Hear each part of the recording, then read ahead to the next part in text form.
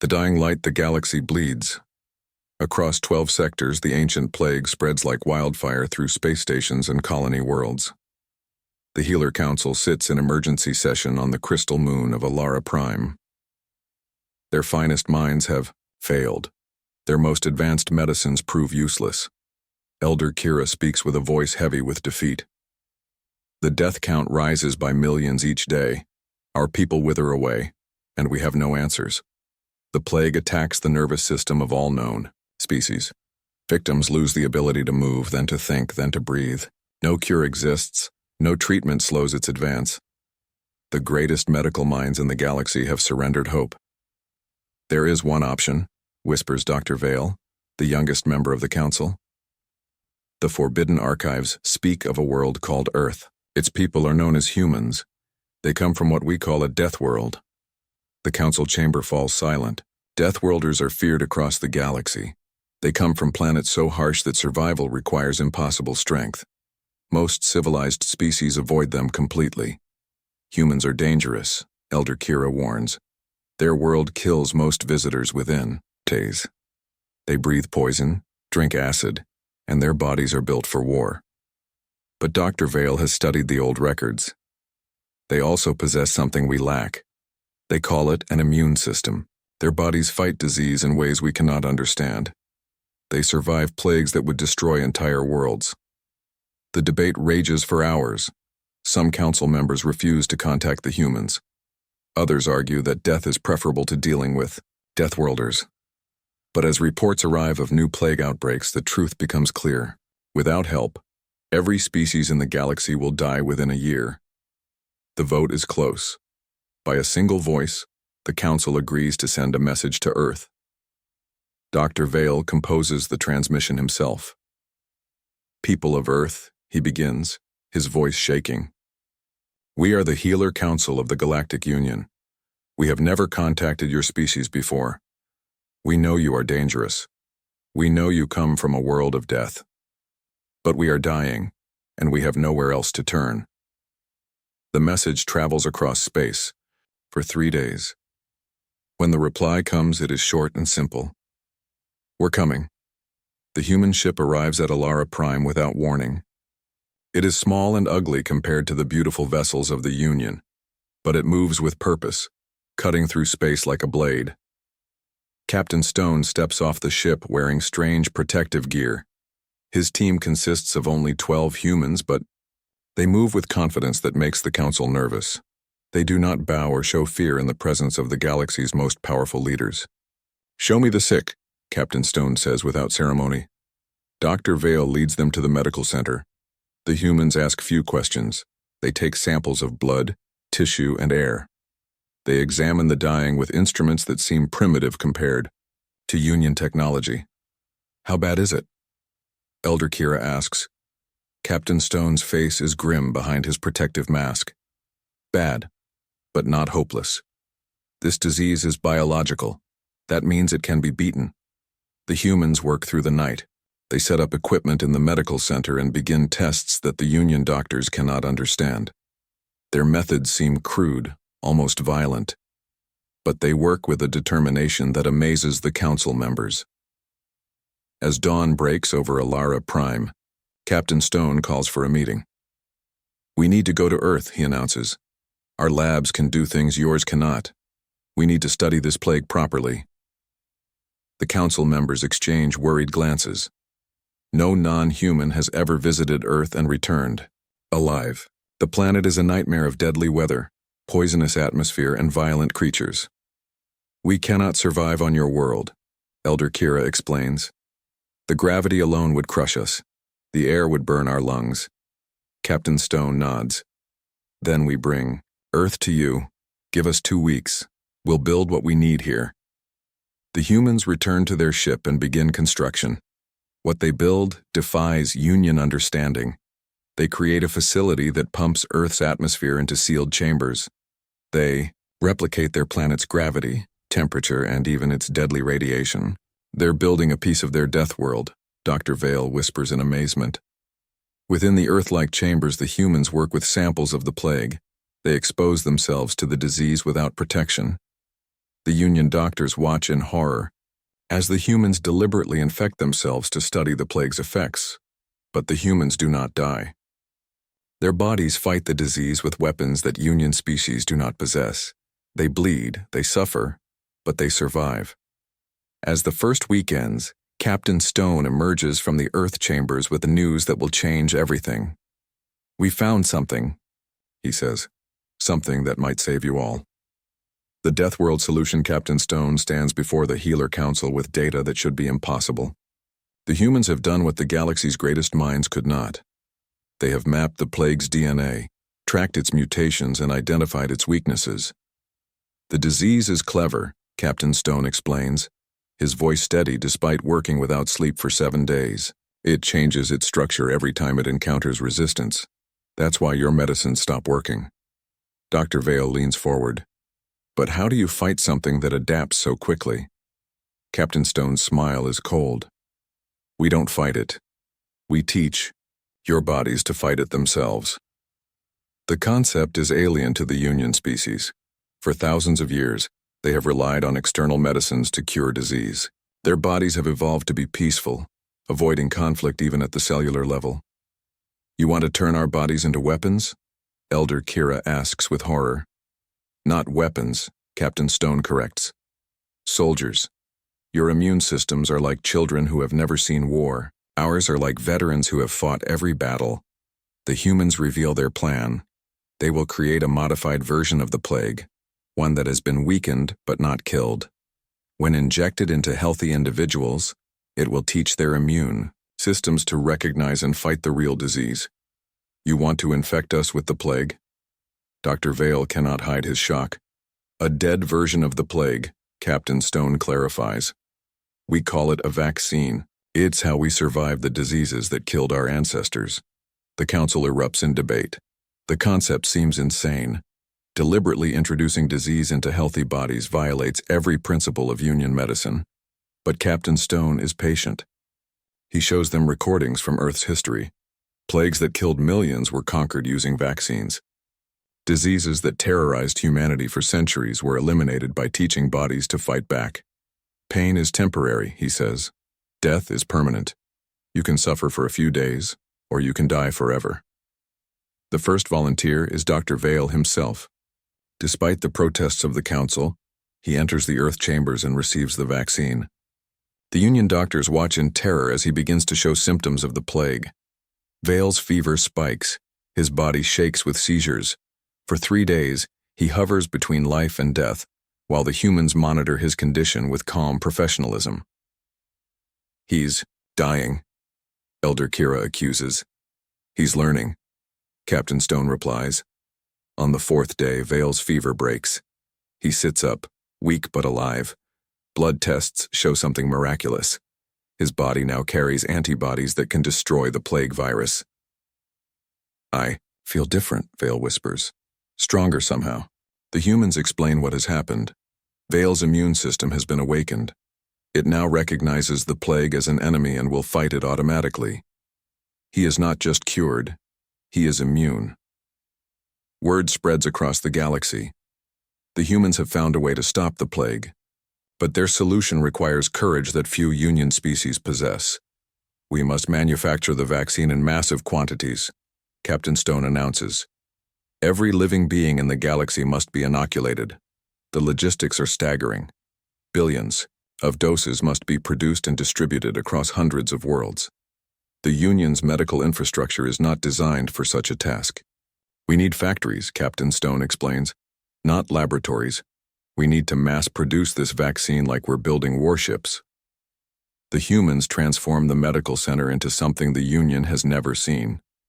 Production lines replace research. Tables. Automated systems churn out vaccines by the millions.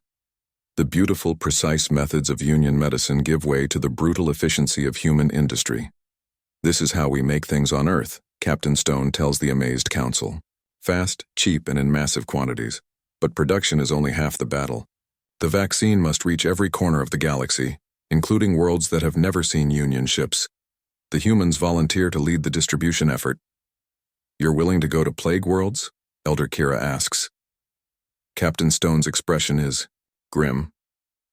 We're immune to most diseases, and we're used to danger. The first shipment launches within days. Human ships carry the vaccine to the most infected worlds, where Union vessels fear to travel. The humans walk into plague hospitals without protection, administering vaccines to the dying. The results are immediate and dramatic. Within hours of vaccination, plague victims begin to recover. Their bodies learn to fight the disease just as human bodies do. But not everyone welcomes the human solution. Some Union species refuse the vaccine, calling it death world or poison. Others demand guarantees that the humans cannot provide. Medicine is not magic, Captain Stone tells them. It requires trust. The price of salvation. The vaccine works, but success brings new problems. As news spreads across the galaxy, fear grows alongside hope. The humans have saved countless lives, but many Union species cannot accept help from Deathworlders. On the wealthy world of Luxor Prime, Governor Thane addresses his people with contempt in his voice. These humans poison us with their savage medicine. They want to make us like them, violent and dangerous. Protests erupt across several worlds. Citizens refuse vaccination, claiming it will corrupt their peaceful nature. Some religious groups declare the plague a divine punishment that should not be resisted. Captain Stone watches the news feeds with growing frustration. We're giving them life, and they're choosing death. The situation becomes critical when the plague reaches the core worlds of the Union government. The Supreme Chancellor falls ill, along with half the Parliament. Political chaos threatens to destroy the vaccine distribution program.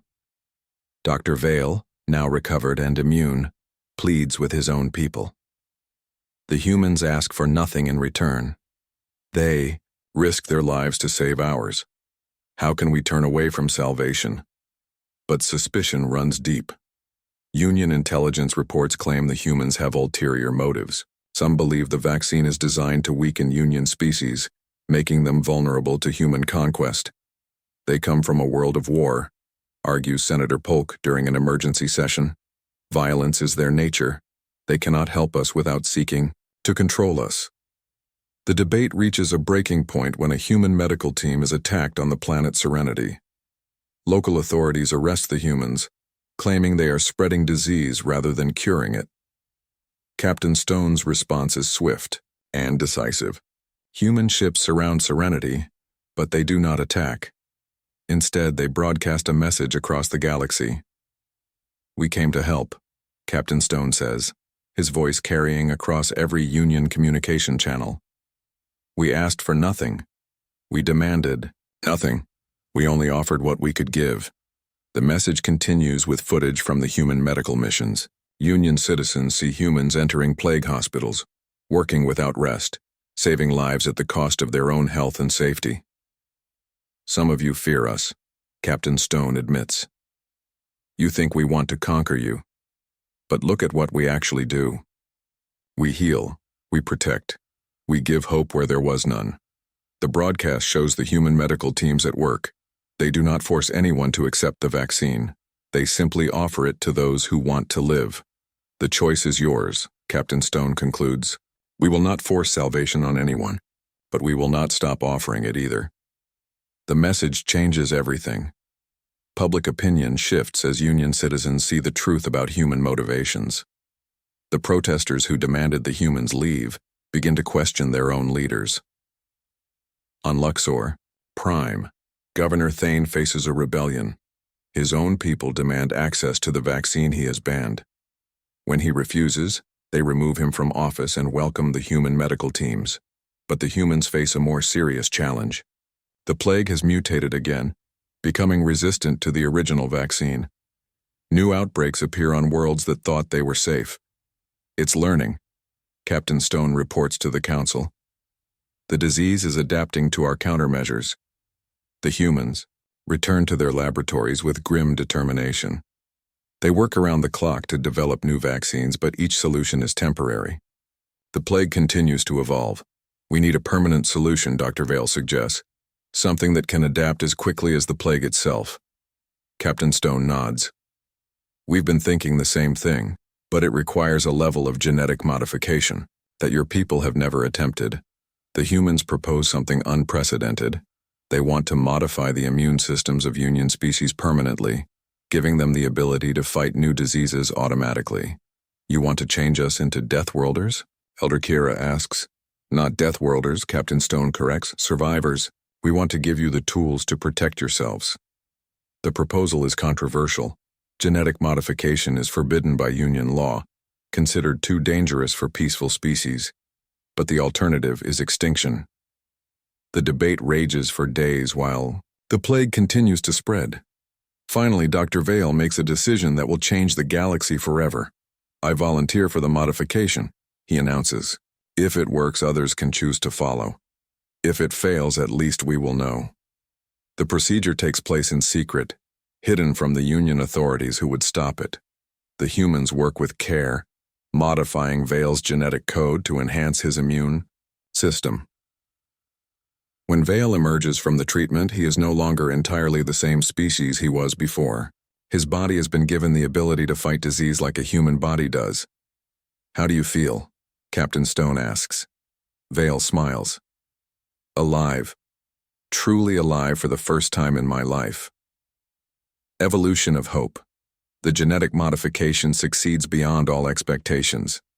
Dr. Vale's enhanced immune system adapts to each new plague mutation, fighting off infections that would have killed him before. But the transformation brings unexpected changes. Vale's physical strength increases dramatically. His reflexes become faster, his endurance greater. The modification designed to fight disease has awakened dormant genetic potential that Union species have suppressed for millennia. I can think more clearly, Vale reports to the Council. My body feels more alive than ever before. The humans are not surprised. Evolution never stops, Captain Stone explains. Your species chose safety over strength. But the genes for survival are still there, waiting to be awakened. Word of Vale's transformation spreads despite attempts to keep it secret. Union citizens demand access to the modification, but their governments resist. The enhancement represents everything the peaceful Union has tried to avoid. They want to turn us into monsters, Senator Polk declares in Parliament. This is how the humans conquered their own world, through violence and genetic manipulation. But the plague continues to evolve, and the standard vaccines become less effective each day. More Union species begin to consider the unthinkable, voluntary transformation into something stronger. The first to accept the modification are the military forces of the Union. Soldiers and security personnel volunteer for the enhancement, reasoning that they already accept danger as part of their duty. The results are immediate and dramatic. Enhanced Union soldiers display capabilities that rival those of humans. They can survive in hostile environments, fight off multiple diseases, and push their bodies beyond previous limits. We're becoming something new, observes Commander Rex of the Union Guard. Not human, but not what we were before. The humans continue their work, refining the modification for each Union species.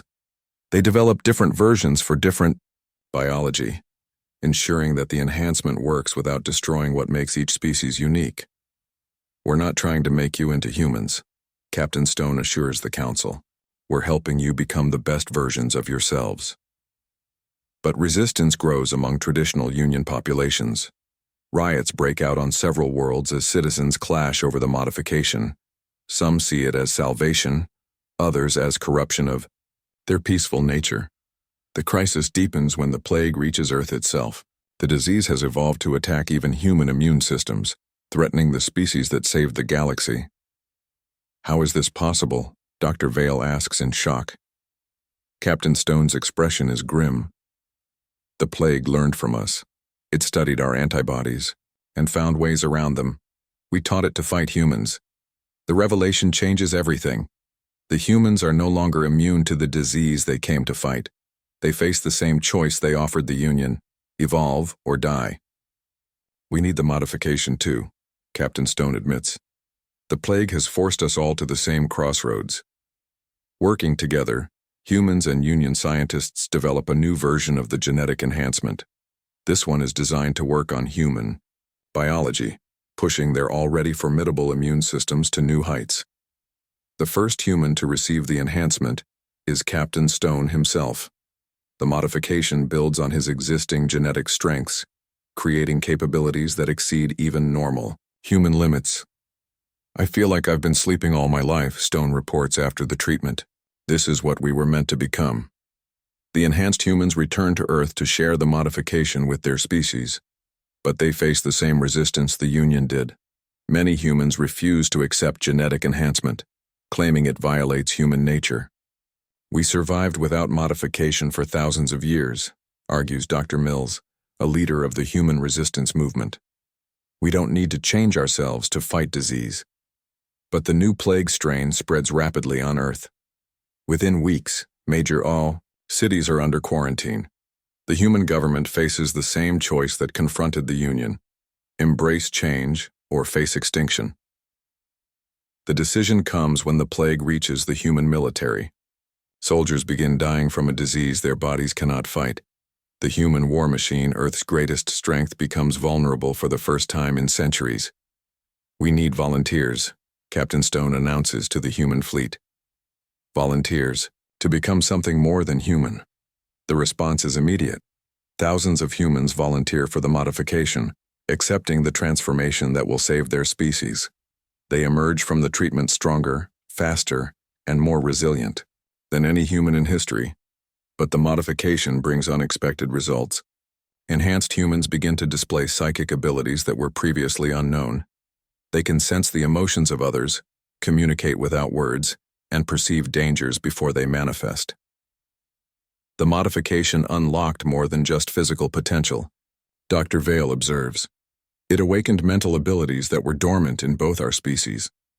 The enhanced humans and Union citizens begin to work together in ways that were previously impossible. They share thoughts, coordinate actions, and solve problems with unprecedented efficiency. "We're becoming something new," Captain Stone realizes. "Not human, not Union, but something that combines the best of both." The new dawn. 6 months after the first vaccination, the galaxy has transformed beyond recognition. The plague has been defeated, but the victory came at a price no one anticipated. The genetic modifications created to fight disease have given rise to a new form of life. Enhanced beings from dozens of species work together in ways their ancestors never imagined. Human intuition combines with Union logic. Warrior instincts merge with peaceful wisdom. The old barriers between species begin to dissolve. "We are no longer separate peoples," Dr. Vale addresses the reformed Galactic Council. "We are partners in evolution, sharing abilities that make us stronger together than apart."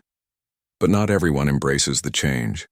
Unenhanced populations on many worlds view the modified beings with suspicion and fear. They call them the changed, and demand separation from their transformed kin. On Earth, the divide is particularly sharp. Enhanced humans possess abilities that seem supernatural to their unmodified relatives. They can survive in environments that would kill normal humans, fight diseases that ravage entire populations, and perceive reality in ways that transcend normal senses. "They're not human anymore," argues Dr. Mills, now leader of the Pure Human movement. "They've become something alien, something dangerous." The tension comes to a head when a group of enhanced humans prevents a plague outbreak on Mars. They detect the disease before instruments can measure it, track its spread through psychic perception, and eliminate it using abilities that seem like magic. "We saved lives," Captain Stone defends his team's actions. "We used our abilities to protect people." "You used abilities that shouldn't exist," Dr. Mills counters. "You've become gods among mortals, and that's dangerous for everyone." The debate spreads beyond Earth. Similar tensions arise on Union worlds where enhanced and unenhanced populations struggle to coexist. Some planets split into separate communities while others attempt integration. Captain Stone calls for a gathering of all enhanced beings. They meet on a neutral station at the edge of known space, representatives from every species that accepted the modification. "We face a choice," Stone addresses the assembly. "We can hide our abilities to avoid frightening others, or we can use them to continue protecting the galaxy." The enhanced beings debate for days. Some argue for discretion, others for openness. All agree that their abilities carry responsibility. "We are the Guardians now," declares Commander Rex of the Enhanced Union Guard. "We have the power to prevent disasters, cure diseases, and solve problems that would destroy unenhanced populations. But with power comes the question of authority. Who decides how enhanced abilities should be used? What right do they have to intervene in the affairs of unenhanced beings?" The answer comes from an unexpected source. A new plague emerges from the Galactic Rim, one that affects only enhanced beings. Their superior immune systems become a weakness as the disease specifically targets their modifications. "It's designed to kill us." Dr. Vale analyzes the plague samples. "Someone created this to eliminate the enhanced." The investigation reveals a conspiracy among unenhanced populations across the galaxy. Scientists from multiple worlds collaborated to create a weapon that would restore the natural order by eliminating the enhanced. "They fear us so much they would commit genocide," Captain Stone says with sadness rather than anger. The enhanced beings face their greatest test. They could use their abilities to force unenhanced populations to stop the plague research. They have the power to dominate their former species completely. Instead, they choose a different path. Enhanced beings across the galaxy begin working openly alongside unenhanced populations. They share their abilities freely, using their powers to solve problems and prevent disasters. They make themselves indispensable not through force, but through service. When natural disasters strike, enhanced beings provide rescue and relief. When new diseases emerge, they develop cures faster than any laboratory. When conflicts arise, they mediate with psychic insights that reveal true motivations. "We are not your replacements," Captain Stone broadcasts to the galaxy. "We are your partners, your children, your future selves." The message resonates across species barriers. Parents see their enhanced children not as aliens, but as evolution. Communities begin to appreciate the protection and prosperity that enhanced beings provide. The anti-enhancement plague continues to spread, but enhanced beings work openly to cure it.